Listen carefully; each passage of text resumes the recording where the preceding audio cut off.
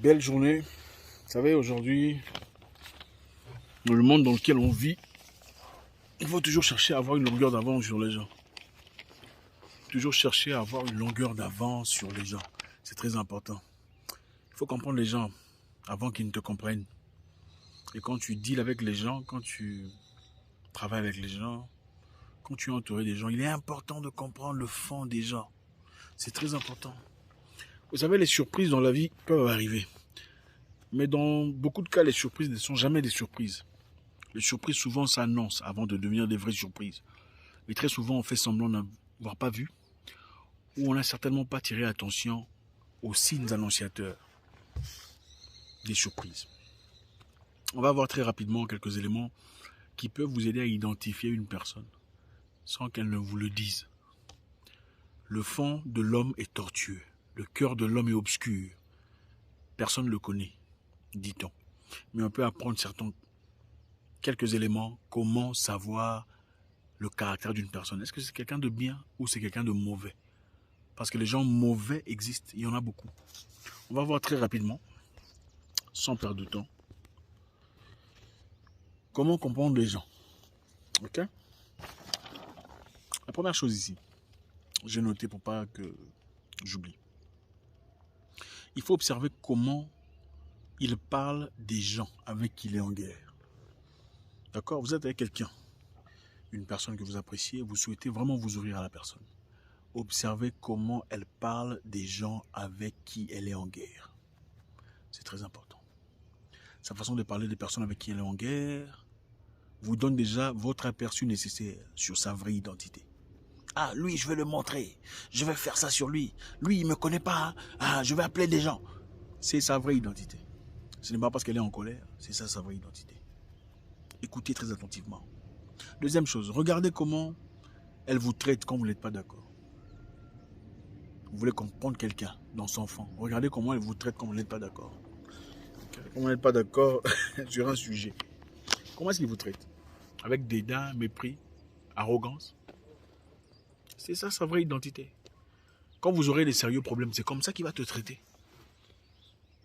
Il ne faut pas essayer de repeindre les gens. Quand les gens vous montrent leur vraie couleur, il ne faut pas essayer de repeindre les gens d'une couleur plus appropriée, qui vous arrange. Regardez comment il vous traite quand vous n'êtes pas d'accord. Est-ce qu'il boude? Est-ce qu'il arrête de vous parler? Est-ce qu'elle arrête de faire ce qui est censé être fait? Parce qu'elle est en colère, parce que vous n'êtes pas d'accord. Troisième chose, regardez, et ça c'est très important pour les hommes et pour les femmes. Vous voulez connaître l'identité d'une personne, regardez comment elle vous traite quand vous êtes en froid. En tout cas, s'il y a une chose qu'il faut garder de toutes ces histoires que je raconte aujourd'hui, ça sera la bonne. Regardez comment elle vous traite quand vous êtes en froid. Être en froid, ce n'est pas un problème. Entre humains, on peut toujours avoir des problèmes qui arrivent, qui émergent. Ça fait partie de la nature de l'humain. N'avez-vous jamais eu des problèmes avec votre grand frère? N'avez-vous jamais été en difficulté avec vos sœurs? N'avez-vous jamais croisé le fer avec votre maman ou votre tante, votre cousin? Ça peut arriver pour des petites histoires. Mais regardez comment on vous traite quand vous êtes en froid. C'est votre mari, enfin, c'est votre fiancé, c'est votre copain qui vous donne de l'argent régulièrement ou de manière trimestrielle ou mensuellement. Est-ce qu'il arrête de vous en donner parce que vous êtes en froid? Pour vous apprendre une leçon. Puisque vous n'êtes pas d'accord sur une situation et qu'il est fâché, il arrête de vous donner l'argent qu'il est censé vous donner. L'argent nécessaire à votre croissance, nécessaire à votre existence, seulement parce que vous êtes en froid. C'est quelqu'un de mauvais. C'est quelqu'un de très dangereux. La réalité est que quand vous serez mari et femme, vous en subirez certainement. Parce qu'une personne normale, même si vous êtes en froid, n'arrête pas son amitié. Il peut se distancer un peu, mais ne vous empêche pas d'avoir les éléments que vous avez. Ne vous chasse pas de sa maison ou de sa location parce que vous y vivez en moment de difficulté. N'arrête pas de vous donner de l'argent si c'est nécessaire à vos études parce que vous êtes en froid. Les hommes d'ailleurs, quand ils sont en froid avec leurs femmes, continuent de payer ce qu'il y a à payer. Au nom de la sérénité et de la masculinité. Ça ne s'arrête pas parce qu'on est en colère. Pour prouver un point à la femme. Ah, je veux lui montrer c'est qui le chef. Je ne lui donne pas l'argent. Ce n'est pas un homme. Ça, c'est de la manipulation. C'est très dangereux. Regardez comment on vous traite quand vous êtes en froid. Un ami reste ami, même pendant les moments les plus difficiles. Il reste ami. Il ne va pas raconter des bêtises sur vous parce qu'il est enflammé contre vous. Il sait quand est-ce qu'il faut se taire. Il y a beaucoup de gens qui vont raconter des choses sur vous parce que vous êtes en froid. Et puis quand la froideur prend fin, elle essaie de redevenir normale. Ce n'est pas une bonne personne. Ce n'est pas quelqu'un de bien. Faites très attention.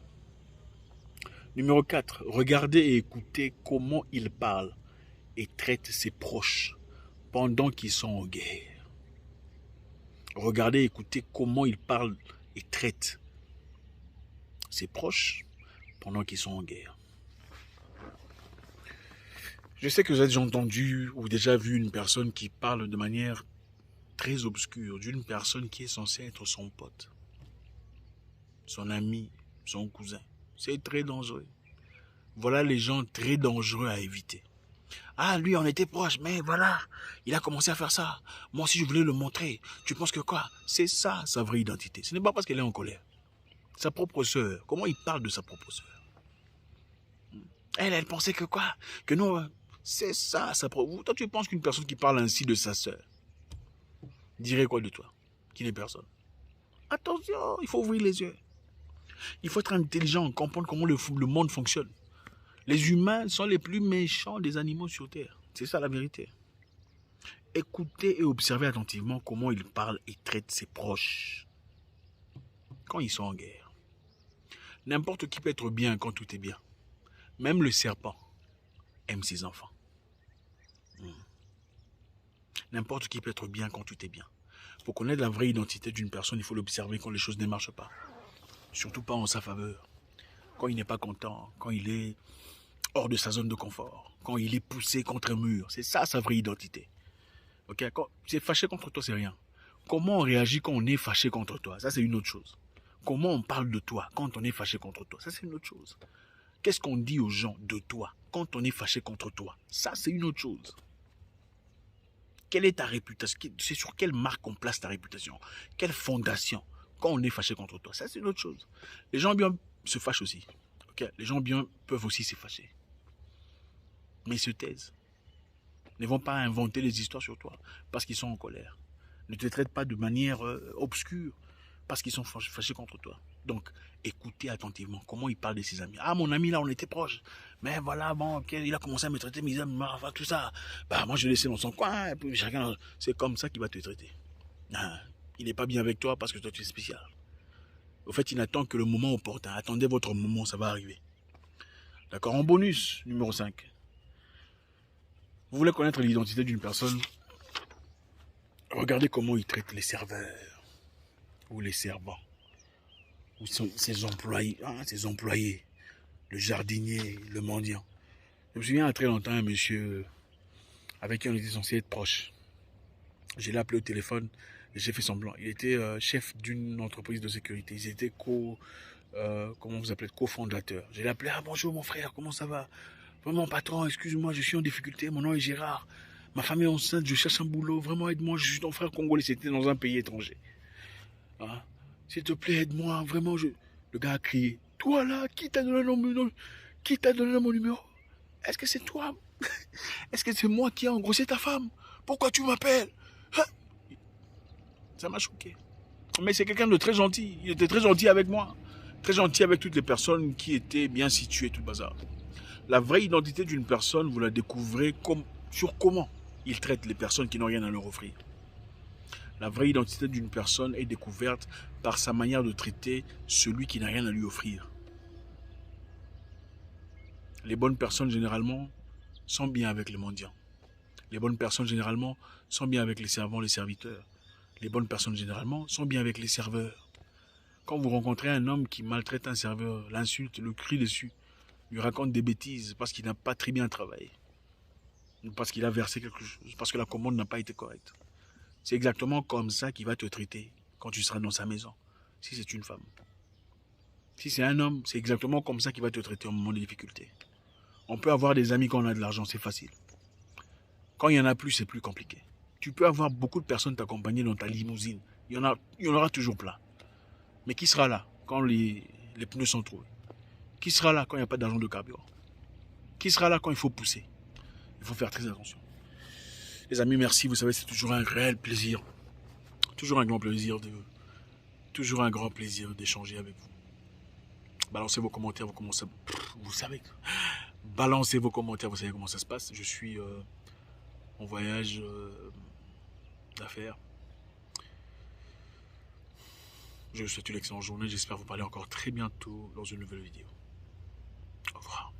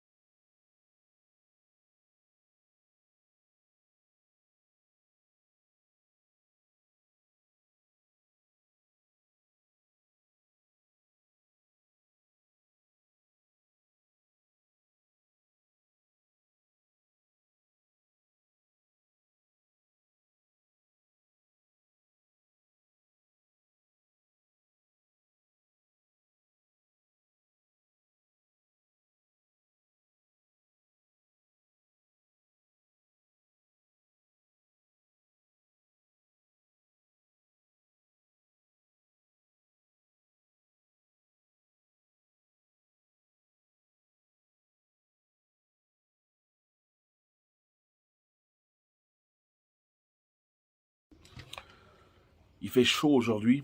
Il fait très beau. C'est une très belle journée. Regardez mon sein. Merveilleux. Ça donne envie d'aller se balader un peu. Je crois que plus tard j'irai dans le... Bonjour. Je crois que plus tard j'irai dans le... comment dire, aller faire un petit tour en canon rapide et tout ça. Ou faire du jet ski ou peu importe. Dans la vie, il faut être heureux, les amis. Il faut trouver un moyen d'être heureux. Être heureux, c'est très important. D'accord? Beaucoup de gens pensent que la vie a pour objectif aller à l'école, avoir les documents, avoir un boulot, se marier, faire une famille, puis voilà quoi. Si vous réfléchissez méticuleusement, vous réaliserez que tout ce qu'on fait dans la vie, c'est pour chercher à être heureux. Ok? Chercher un boulot bien, pour avoir un salaire bien. C'est généralement pour être heureux, parce qu'on s'attend à ce qu'en ayant un meilleur boulot, en ayant un meilleur salaire, en ayant des meilleures dispositions, on sera heureux, n'est-ce pas? On veut épouser une femme ou un mari parce qu'on espère que celui-ci nous rendrait heureux. En étant gentil, sympathique, généreux, gentil, on pense que ça nous rendrait heureux. Donc l'être humain vit aussi pour être heureux. Hein, autant on peut avoir des objectifs de vie, autant on veut désirer certaines histoires dans la vie. L'objectif final, c'est être heureux. Les gens vont prier pourquoi? Beaucoup ne prient pas seulement parce qu'ils aiment Dieu. En fait, très rares sont ces personnes qui prient parce qu'ils aiment Dieu. La plupart des gens prient parce que, un, ils sont malades, ou il y a une personne dans la famille qui est malade, ils ont besoin de guérison. Deux, ils sont en crise, ils ont besoin d'argent, il n'y a pas de boulot. On espère qu'en priant, Dieu va pourvoir, il donnera une opportunité d'un boulot ou d'une position meilleure. Trois, parce qu'on veut un visa. Ah oui, écoutez, en Afrique, les gens cherchent des visas et ce n'est pas toujours facile. Pour aller en Europe, aux États-Unis, beaucoup prient pour avoir un visa, pour un voyage. Beaucoup prient pour avoir une situation meilleure sociale, n'est-ce pas? Rares sont ceux-là qui disent, ok, j'aime Dieu, comme j'aime Dieu, je vais commencer à prier. Voilà pourquoi vous verrez beaucoup de gens aiment Dieu, mais n'aiment pas les humains. Ce n'est pas parce qu'ils aiment Dieu, c'est parce qu'ils aiment ce que Dieu peut leur offrir. Vous voyez un peu? Donc les gens cherchent à devenir heureux, peu importe les conditions. Alors il faut chercher comment être heureux dans la vie. J'ai parlé à quelqu'un de très proche, une personne que j'ai connue depuis très longtemps. Il a bossé très dur dans sa vie. Il a fait des cours de télécommunication, engineering, electronical engineering et tout ça. Hein, pour devenir un peu ingénieur de télécommunication et tout le reste. Quelqu'un de très assidu. Mais son souci était, comme beaucoup d'Africains, d'aller aux États-Unis. Parce que beaucoup rêvent des États-Unis, je ne sais pas pourquoi. Quand on voit Rambo, c'est normal, hein, on voit Rambo, Commando et tout le reste sont américains, Superman. On se dit que l'Amérique, c'est voilà, c'est le paradis, quoi. Le monsieur a laissé son boulot où il travaillait comme ingénieur pour une entreprise de télécommunications, une entreprise chevronnée, une entreprise bien assise en Afrique, pour aller aux États-Unis. Espérons avoir une vie meilleure. Enfin, parce que voilà les États-Unis. 2 ans plus tard, il vit aux States, mais dans des conditions très difficiles.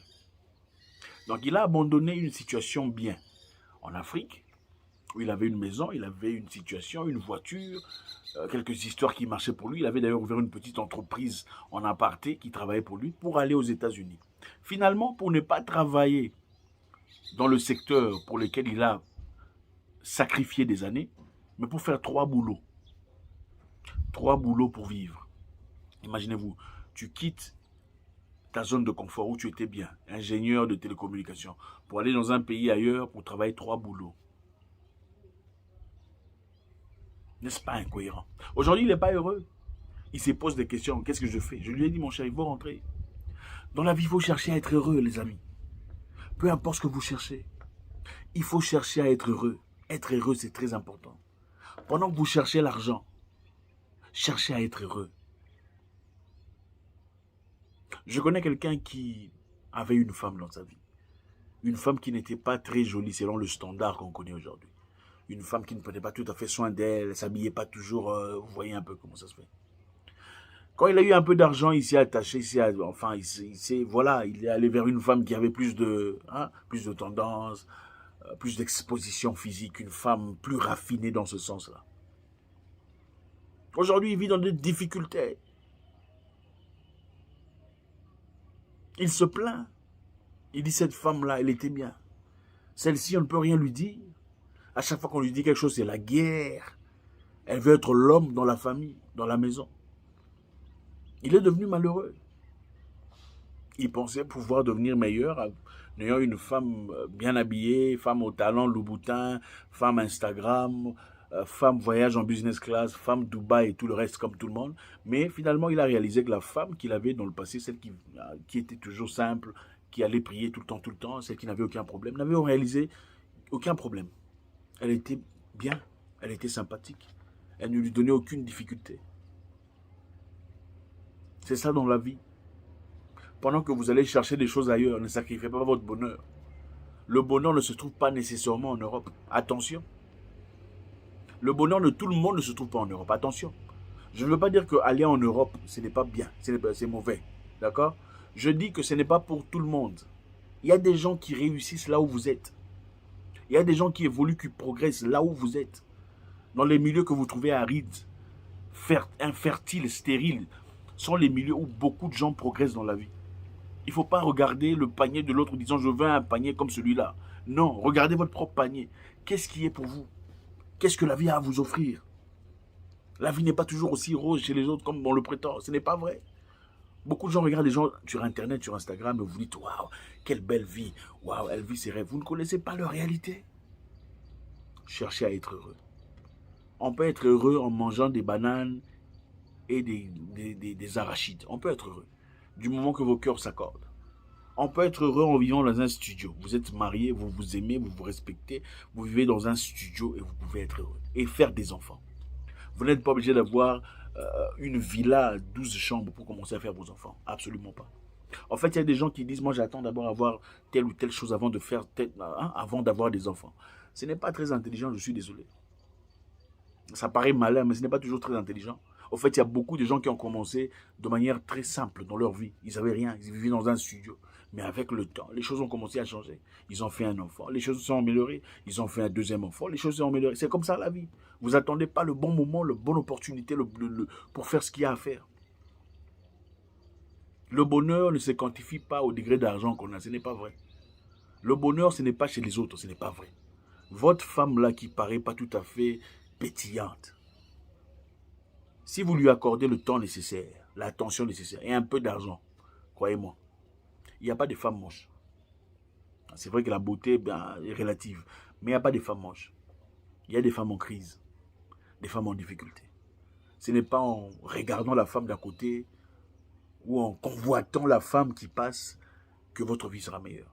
Elle paraît peut-être meilleure sur le plan extérieur, mais sur le plan intérieur, ça pourrait être de la pourriture. Faites très attention dans la vie. C'est triste de voir ces situations émerger et arriver. La vie n'est pas une brocante, les amis. Pendant que vous vivez, cherchez à être heureux. Pendant que vous vous cherchez, cherchez à être heureux. Être heureux n'a rien à voir avec une position en politique. Être heureux n'a rien à voir avec une position entrepreneuriale. De l'argent coulant à flot, absolument pas. Être heureux, c'est la paix du cœur. À partir du moment où vous commencez à trouver votre paix, à trouver cette synchronisation entre vous-même et ceux qui vous entourent, vous commencez à être heureux. Ne comparez jamais votre vie à la vie des autres personnes. Oh non, telle ou telle personne a fait ça. Moi aussi, je dois être comme ça pour être. C'est pas vrai. C'est pas ça. C'est pas ça le sens de la vie. Chacun naît son jour. Chacun a son empreinte digitale. Vivez selon votre empreinte digitale, votre ADN à vous. Ne vous comparez. En fait, beaucoup de personnes sont malheureux parce qu'ils ne font que se comparer.